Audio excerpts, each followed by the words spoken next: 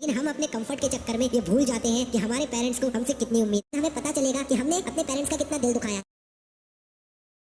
वो कौन सा काम होगा जो तुम करना पसंद करोगे अब से ठीक 5 साल बाद? वो कौन सी गाड़ी होगी जो तुम चलाना पसंद करोगे अब से ठीक 5 साल बाद? वो कैसा घर होगा जिसमें तुम रहना चाहते हो अब से ठीक 5 साल बाद? अगर अब तक आपने इन तीनों सवालों का एक पॉजिटिव जवाब सोच लिया है तो मैं आपको कुछ बताना चाहता हूँ। इनमें से आप कुछ भी हासिल नहीं कर पाओगे।